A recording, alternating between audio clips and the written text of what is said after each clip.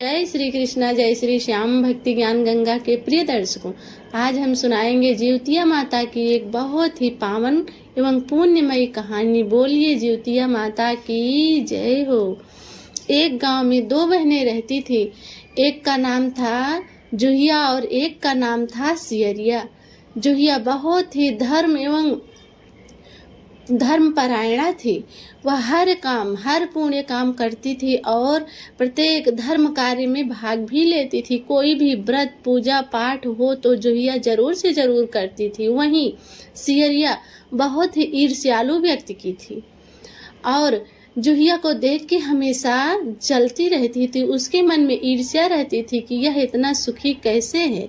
जूहिया के पास उतना धन दौलत नहीं था, लेकिन तो भी वह जितने में थी उतने में संतोष रखती थी और भगवान पे हमेशा विश्वास रखती थी, पूजा पाठ किया करती थी। वहीं सियरिया हमेशा यही सोचती थी कि कब कैसे क्या करूं कि जूहिया भी दुख में हो जाए, उसको भी सुख ना मिले और वह इतना हंसती एवं खिलखिलाती ना रहे। उसके मन में यह भाव हमेशा बना रहता था, लेकिन वह चाहकर भी जूहिया का कुछ नहीं बिगाड़ पाती थी तो दोनों सगी बहनें। लेकिन देखो, ईर्ष्या जिसके मन में बस जाए उसके मन में प्रेम कहाँ रह जाता है, वह तो प्रेम की बलि चढ़ा देते हैं। सियरिया हमेशा सोचकर भी कुछ ना कर सकती थी तो उसके मन में एक विचार आया कि इसका मैं ऐसे तो कुछ नहीं कर सकती, क्यों ना इसके बच्चों को ही कोई क्षति पहुंचाऊं, कोई नुकसान पहुंचाऊं तो इसको दुख होगा।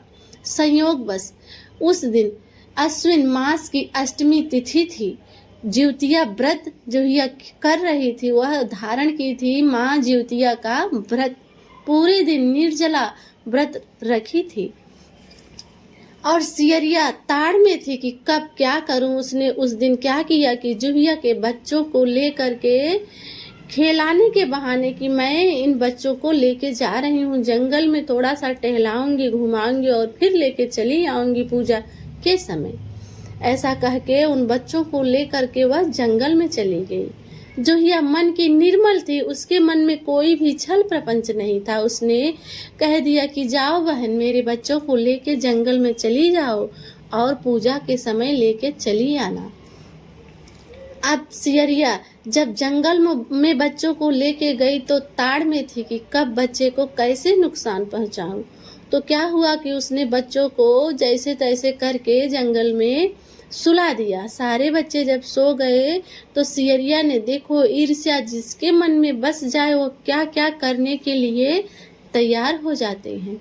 जो सियरिया ने उसके बच्चों का सिर काट दिया और काट के फिर घर चली आई और घर आके जूहिया से बोली कि तुम्हारे बच्चे कहीं इधर उधर हो गए हैं, मैंने उनको बहुत ढूंढा लेकिन नहीं पाया, अब तुम ही अपने बच्चों का पता लगाओ।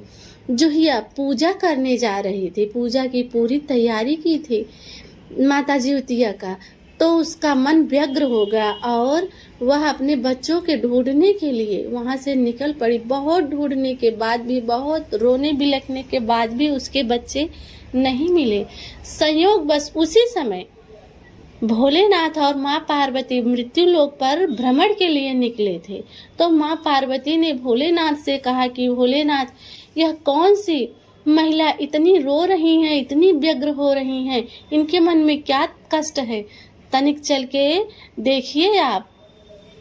भोलेनाथ ने कहा, पार्वती यह तो मृत्यु लोक है, यहाँ पे ऐसे ही हमेशा जीवन मरण के दुख सुख आते ही जाते रहते हैं। कितने लोग यहाँ दुखी हैं, कितने लोग यहाँ सुखी हैं, यही है मृत्यु लोक। लेकिन माँ पार्वती के जिद करने पर भी भोलेनाथ वहाँ वेश बदल कर गए और जूहिया से पूछे कि तुमको क्या तकलीफ है। तब जूहिया ने भोलेनाथ एवं माँ पार्वती को ना पहचानते हुए अपने सारे कष्टों को बता दिया।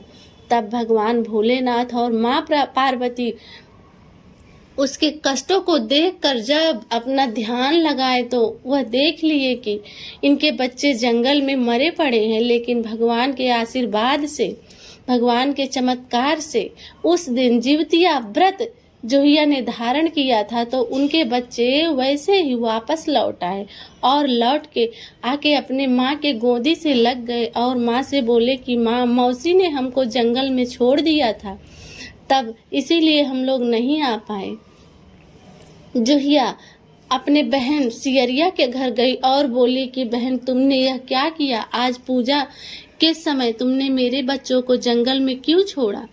तो जोहिया सियरिया इस पर झगड़ा करने लगी। दोनों बहन पुनः फिर जंगल में गईं और जंगल में जाके बच्चों से पूछने लगी, तो भी कोई निर्णय नहीं निकला। तब वहाँ एक ऋषि रह रहे थे।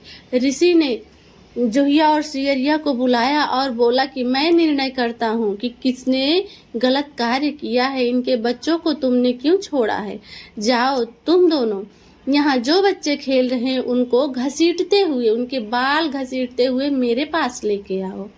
जोहिया और सियरिया दोनों वहाँ गई। जोहिया का मन बहुत ही निर्मल था, वह खेलते हुए बच्चों को घसीट के ना ला सकी। उसके मन में यह बात समाई नहीं। वह बोली, सोची कि भले ही ऋषि की बात कट जाए, लेकिन मैं खेलते हुए बच्चों का बाल घसीट कर नहीं ले जा सकती। वहीं सियरिया बहुत ही क्रूर स्वभाव की थी। उसने बच्चों को बाल पकड़ के घसीटते हुए ऋषि के सामने लेके आई। ऋषि यह देखकर जान गए कि यह सारा किया धरा सियरिया का ही है। ऋषि ने जो सियरिया को श्राप दे दिया और कहा कि जाओ, तुम जन्म जन्मांतर तक निसंतान रहोगी, तुमको कोई भी संतान नहीं होगा और तुम्हारे मन में ऐसे ही हमेशा ईर्ष्या भाव भरा रहेगा। और वहीं जोहिया को आशीर्वाद देते हैं कि तुम्हारा मन बहुत ही निर्मल है, इसलिए तुम जन्म जन्मांतर तक पुत्रवती रहोगी तथा तुम्हारा घर धन धान्य से भरा रहेगा और तुम्हें किसी भी बात की कोई कष्ट नहीं होगी। जोहिया और सियरिया दोनों अपने घर चली आई।